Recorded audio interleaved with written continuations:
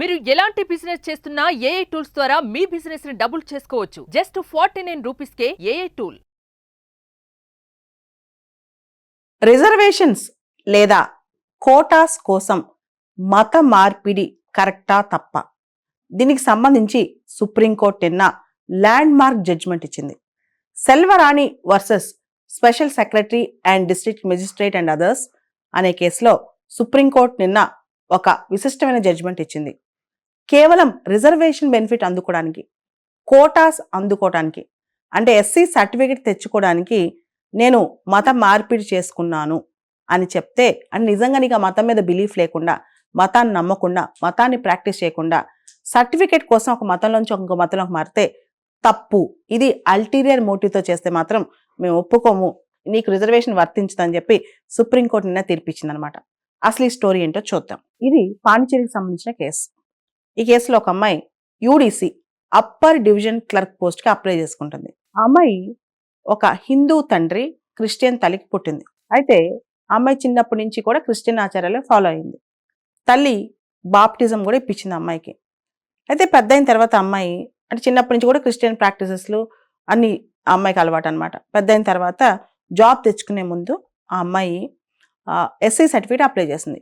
నేను క్రిస్టియానిటీ నుంచి ఇప్పుడు హిందూజంలోకి రీకన్వర్ట్ అయ్యాను, మా ఫాదర్ రిలీజియన్ అది, కాబట్టి దానికి రీకన్వర్ట్ అయ్యాను, సో అందువల్ల నాకు ఎస్సీ బెనిఫిట్ వస్తుంది. ఎందుకంటే క్రిస్టియానిటీ ఫాలో అయ్యేటప్పుడు ఓబీసీ లాంటివి వస్తాయి కానీ ఎస్సీ ఇవ్వట్లేదు అనమాట. సో అమ్మాయి ఎస్సీ సర్టిఫికేట్ కోసం నేను రీకన్వర్ట్ అయ్యానని పెట్టిందని సుప్రీంకోర్టు చెప్తుంది. నీకు నిజంగా ఆ రిలీజియన్ అంటే నమ్మకం లేనప్పుడు, ఆ రిలీజియస్ టెనెట్స్ ఫాలో అవ్వట్లేనప్పుడు, లేదా ఆ స్పిరిచువల్ కనెక్ట్ నీకు ఆ రిలీజన్తో లేనప్పుడు, కేవలం ఒక బెనిఫిట్ కోసం, ఒక మోటివ్ కోసం నువ్వు మత మార్పిడి చేసుకుంటే అది తప్పు. మేము ఎటువంటి పరిస్థితుల్లో నీకు ఇది సపోర్ట్ చేయమని చెప్పి సుప్రీంకోర్టు తీర్పిచ్చింది అనమాట.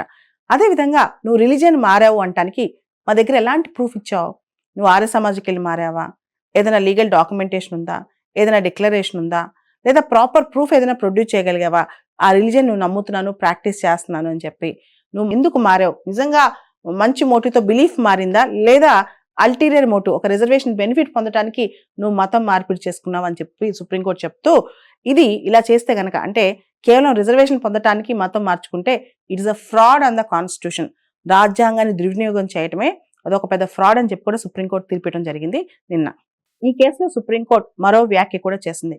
You cannot claim dual claims on religion. నా రెండు మతాలు నేను ఫాలో అవుతాను, నేను చిన్నప్పటి నుంచి క్రిస్టియానిటీ ఫాలో అయ్యాను, మా ఫాదర్ ఎస్సీ హిందూ కాబట్టి నేను క్రిస్టియన్గా ఉన్నప్పుడు నాకు ఎస్సీ స్టేటస్ అప్లై అవ్వదు, నేను రీకన్వర్ట్ అయితే నాకు ఎస్సీ స్టేటస్ అప్లై అవుతుంది, అంటే నేను క్రిస్టియన్గా ఉన్నప్పుడు నాకు ఎస్సీ స్టేటస్ ఎక్లిప్స్ అయిపోద్ది, క్రిస్టియన్ నుంచి హిందూకి మారితే మళ్ళీ మా ఫాదర్స్ క్యాస్ట్ నాకు వస్తుంది. ఇవన్నీ ఫ్రాడ్, ఇవన్నీ తప్పు అని చెప్పి సుప్రీంకోర్టు చెప్పడం జరిగింది. మనం ఏ క్యాస్ట్లో ఉన్నా సరే క్రిస్టియన్గా కన్వర్ట్ అయిన తర్వాత మళ్ళా మనం హిందూగా కన్వర్ట్ అవ్వాలి అంటే దానికి సాలిడ్ ప్రూఫ్ ఉండాలని చెప్పి సుప్రీంకోర్టు చెప్పడం జరిగింది ఈ కేసులో. అంటే నువ్వు ఏ సెరమనీ ద్వారా రీకన్వర్ట్ అయ్యావు, దానికి సంబంధించి నువ్వు ప్రాక్టీసెస్ చేస్తున్నావు అని చెప్పి ఏదైనా డిక్లరేషన్ ఉందా, అంటే ఒక సాలిడ్ ప్రూఫ్ లేకుండా ఒక అల్టీరియర్ మోటివ్తో నువ్వు జస్ట్ రిజర్వేషన్ బెనిఫిట్ కోసం రీకన్వర్ట్ అయ్యానని చెప్పడానికి వీల్లేదు అని చెప్పి సుప్రీంకోర్టు చెప్పింది అనమాట. అంటే ఎవరైతే హిందూయిజంలోంచి క్రిస్టియానిటీలోకి వస్తారో వాళ్ళ యొక్క క్యాస్ట్ ఐడెంటిటీ వాళ్ళు కోల్పోతారంట. వాళ్ళు కన్వర్ట్ అవుతే క్యాస్ట్ వస్తుంది, కాకపోతే అలా రీకన్వర్ట్ అయ్యాను అని చెప్పే విధంగా సరైన ప్రూఫ్ సమర్పించాలంట. కానీ కేవలం ఒక జాబ్ సంపాదించడానికి, నువ్వు రిజర్వేషన్ బెనిఫిట్ క్లెయిమ్ చేయడానికి ఇప్పుడు మళ్ళీ రీకన్వర్షన్ చూపిస్తే, నేను క్రిస్టియానిటీలోంచి హిందూలోకి వచ్చానని రీకన్వర్షన్ చూపిస్తే అది రాజ్యాంగం రిజర్వేషన్ సిద్ధాంతం యొక్క స్ఫూర్తిని ఉల్లంఘించడమే అని చెప్పి సుప్రీంకోర్టు ఈ తీర్పులో తెలియజేసింది. రిజర్వేషన్స్ లేదా కోటాస్ కోసం మత మార్పిడి కరెక్టా తప్ప? దీనికి సంబంధించి సుప్రీంకోర్టు నిన్న ల్యాండ్ మార్క్ జడ్జిమెంట్ ఇచ్చింది. Selvarani versus special secretary and district magistrate and others అనే కేసులో సుప్రీంకోర్టు నిన్న ఒక విశిష్టమైన జడ్జిమెంట్ ఇచ్చింది.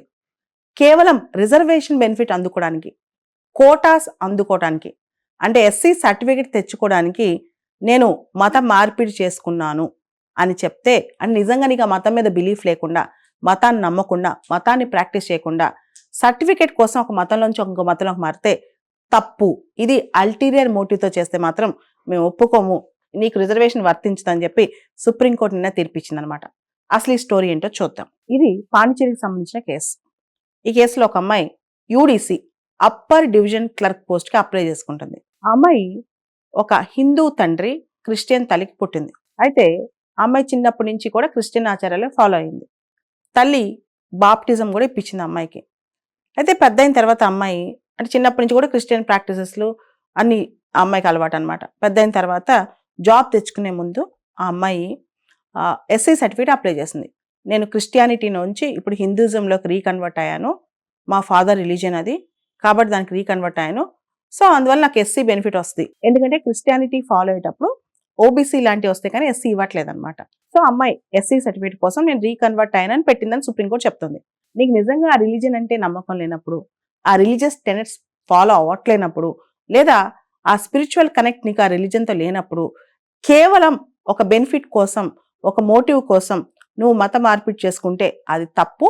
మేము ఎటువంటి పరిస్థితుల్లో నీకు ఇది సపోర్ట్ చేయమని చెప్పి సుప్రీంకోర్టు తీర్పిచ్చింది అనమాట. అదేవిధంగా నువ్వు రిలీజియన్ మారావు అంటానికి మా దగ్గర ఎలాంటి ప్రూఫ్ ఇచ్చావు? నువ్వు ఆర్య సమాజ్కి వెళ్ళి మారావా? ఏదైనా లీగల్ డాక్యుమెంటేషన్ ఉందా? ఏదైనా డిక్లరేషన్ ఉందా? లేదా ప్రాపర్ ప్రూఫ్ ఏదైనా ప్రొడ్యూస్ చేయగలిగావా?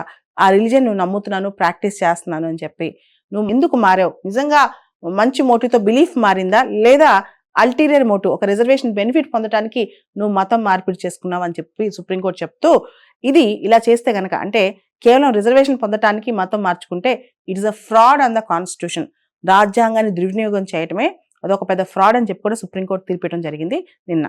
ఈ కేసులో సుప్రీంకోర్టు మరో వ్యాఖ్య కూడా చేసింది.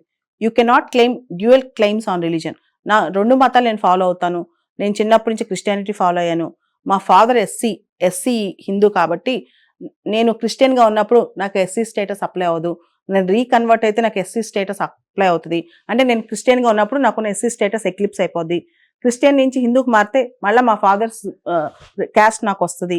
ఇవన్నీ ఫ్రాడ్, ఇవన్నీ తప్పు అని చెప్పి సుప్రీంకోర్టు చెప్పడం జరిగింది. మనం ఏ క్యాస్ట్లో ఉన్నా సరే క్రిస్టియన్గా కన్వర్ట్ అయిన తర్వాత మళ్ళా మనం హిందూగా కన్వర్ట్ అవ్వాలి అంటే దానికి సాలిడ్ ప్రూఫ్ ఉండాలని చెప్పి సుప్రీంకోర్టు చెప్పడం జరిగింది ఈ కేసులో.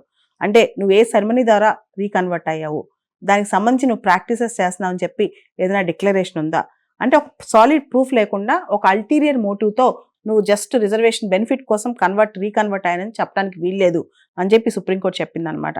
అంటే ఎవరైతే హిందూయిజంలోంచి క్రిస్టియానిటీలోకి వస్తారో వాళ్ళ యొక్క క్యాస్ట్ ఐడెంటిటీ వాళ్ళు కోల్పోతారంట. వాళ్ళు కన్వర్ట్ అవుతే క్యాస్ట్ వస్తుంది, కాకపోతే అలా రీకన్వర్ట్ అయ్యాను అని చెప్పే విధంగా సరైన ప్రూఫ్ సమర్పించాలంట. కానీ కేవలం ఒక జాబ్ సంపాదించడానికి, నువ్వు రిజర్వేషన్ బెనిఫిట్ క్లెయిమ్ చేయడానికి ఇప్పుడు మళ్ళీ రీకన్వర్షన్ చూపిస్తే, నేను క్రిస్టియానిటీలోంచి హిందూలోకి వచ్చానని రీకన్వర్షన్ చూపిస్తే అది రాజ్యాంగం రిజర్వేషన్ సిద్ధాంతం యొక్క స్ఫూర్తిని ఉల్లంఘించడమే అని చెప్పి సుప్రీంకోర్టు ఈ తీర్పులో తెలియజేసింది.